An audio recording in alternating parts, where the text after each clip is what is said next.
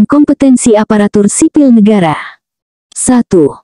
Seorang analis pengembangan kompetensi ASN sedang merancang program pengembangan kompetensi. Menurut PP nomor 11 tahun 2017, jenis pengembangan kompetensi yang tidak termasuk dalam pengembangan kompetensi ASN adalah A. Pendidikan formal. B. Pelatihan klasikal. C. Pelatihan non-klasikal. D. Pertukaran antara PNS dengan pegawai swasta. E.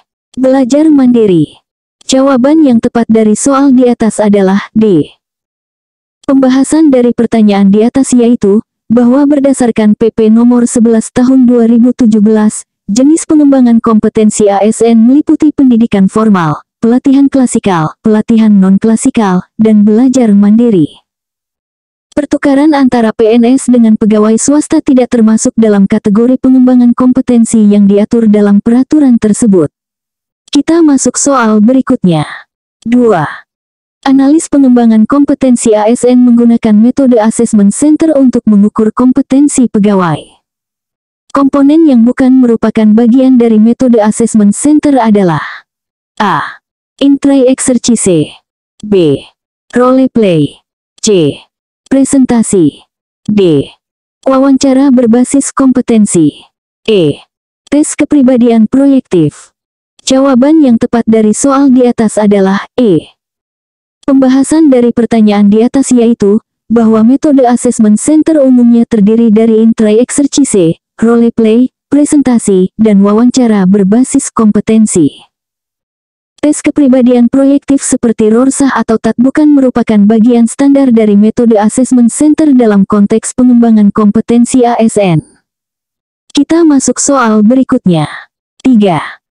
Dalam menganalisis kebutuhan pengembangan kompetensi, seorang analis pengembangan kompetensi ASN menggunakan model Kirkpatrick. Level evaluasi yang mengukur perubahan perilaku peserta di tempat kerja setelah mengikuti program pengembangan adalah A. Level 1 reaksi. B. Level 2 pembelajaran. C. Level 3 perilaku. D. Level 4 hasil. E. Level 5 ROI. Jawaban yang tepat dari soal di atas adalah C. Pembahasan dari pertanyaan di atas yaitu, bahwa model evaluasi Kirkpatrick terdiri dari 4 level, reaksi, pembelajaran, perilaku, dan hasil. Level 3 atau perilaku, mengukur sejauh mana peserta menerapkan apa yang telah dipelajari dan mengubah perilaku mereka di tempat kerja setelah mengikuti program pengembangan. Kita masuk soal berikutnya. 4. Analis pengembangan kompetensi ASN sedang menyusun Individual Development Plan atau IDP untuk pegawai. Komponen yang tidak termasuk dalam IDP adalah A. Tujuan pengembangan jangka pendek dan jangka panjang. B. Kompetensi yang perlu dikembangkan. C. Metode pengembangan yang akan digunakan. D. Jadwal dan tenggat waktu pengembangan. E. Rencana mutasi jabatan. Jawaban yang tepat dari soal di atas adalah E. Pembahasan dari pertanyaan di atas yaitu, bahwa Individual Development Plan atau IDP umumnya mencakup tujuan pengembangan, kompetensi yang perlu dikembangkan, metode pengembangan, serta jadwal dan tenggat waktu. Rencana mutasi jabatan biasanya tidak termasuk dalam IDP, karena fokus IDP adalah pada pengembangan kompetensi individu dalam peran saat ini. Kita masuk soal berikutnya. 5. Seorang analis pengembangan kompetensi ASN mengimplementasikan model pembelajaran 70-20-10. Berdasarkan model ini, persentase terbesar dalam proses pembelajaran berasal dari A. Pembelajaran formal di kelas. B. Pembelajaran sosial dan kolaboratif. C. Pembelajaran berbasis pengalaman kerja. D. Pembelajaran melalui coaching. E. Pembelajaran melalui e-learning. Jawaban yang tepat dari soal di atas adalah C. Pembahasan dari pertanyaan di atas yaitu, bahwa model pembelajaran 70-20-10 menyatakan bahwa 70% pembelajaran berasal dari pengalaman kerja dan tugas yang menantang, 20% dari interaksi sosial dan feedback, dan 10% dari pembelajaran formal. Oleh karena itu, Persentase terbesar atau 70% berasal dari pembelajaran berbasis pengalaman kerja. Kita masuk soal berikutnya. 6. Dalam merancang program pengembangan kompetensi, analis pengembangan kompetensi ASN menerapkan prinsip andragogi. Karakteristik pembelajaran orang dewasa yang tidak sesuai dengan prinsip andragogi adalah: A. Pembelajaran berpusat pada masalah. B. Pembelajar memiliki pengalaman yang beragam. C.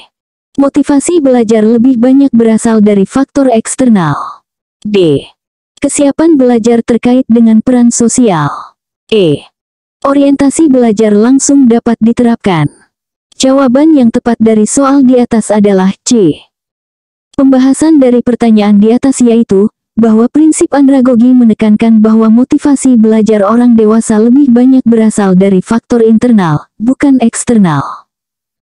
Karakteristik lain seperti pembelajaran berpusat pada masalah, pengalaman beragam, kesiapan belajar terkait peran sosial, dan orientasi belajar yang dapat langsung diterapkan sesuai dengan prinsip andragogi. Kita masuk soal berikutnya. 7. Analis pengembangan kompetensi ASN sedang mengevaluasi efektivitas program pelatihan menggunakan metode Return on Investment atau ROI.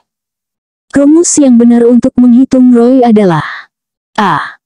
ROI sama dengan atau total manfaat, total biaya X 100%. B.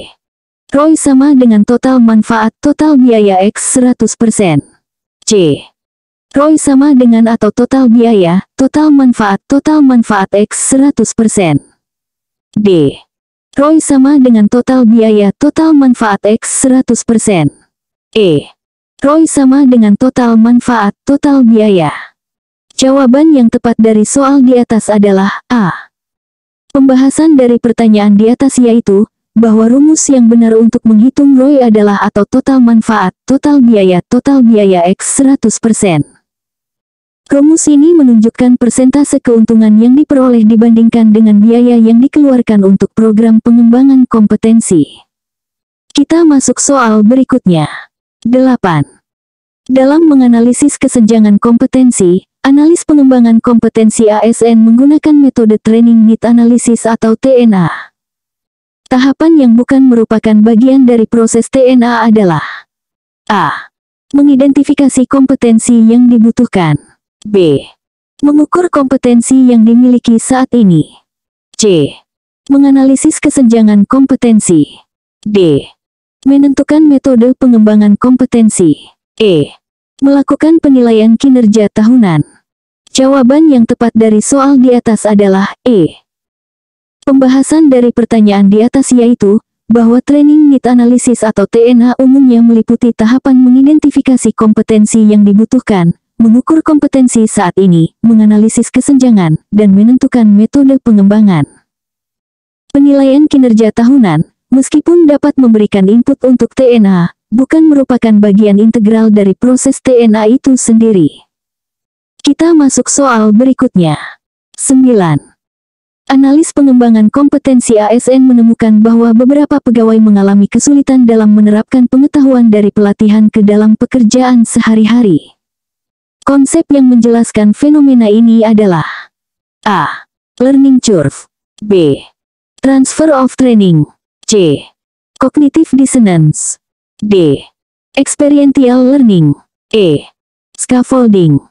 Jawaban yang tepat dari soal di atas adalah B. Pembahasan dari pertanyaan di atas yaitu bahwa konsep transfer of training mengacu pada sejauh mana pengetahuan, keterampilan, dan sikap yang dipelajari dalam pelatihan dapat diterapkan secara efektif dalam pekerjaan. Kesulitan dalam menerapkan pengetahuan dari pelatihan ke pekerjaan sehari-hari menunjukkan adanya masalah dalam transfer of training. Kita masuk soal berikutnya. 10. Seorang analis pengembangan kompetensi ASN ingin mengimplementasikan sistem manajemen talenta di instansinya. Komponen yang bukan merupakan bagian dari sistem manajemen talenta adalah: A. Identifikasi posisi kunci. B. Penilaian potensi dan kinerja. C. Pengembangan suksesor. D. Retensi talenta. E. Penyusunan anggaran tahunan. Jawaban yang tepat dari soal di atas adalah E. Pembahasan dari pertanyaan di atas yaitu, bahwa sistem manajemen talenta umumnya mencakup identifikasi posisi kunci, penilaian potensi dan kinerja, pengembangan suksesor, dan strategi retensi talenta. Penyusunan anggaran tahunan, meskipun penting untuk organisasi, bukan merupakan komponen spesifik dari sistem manajemen talenta. Kita masuk soal berikutnya. Arsiparit.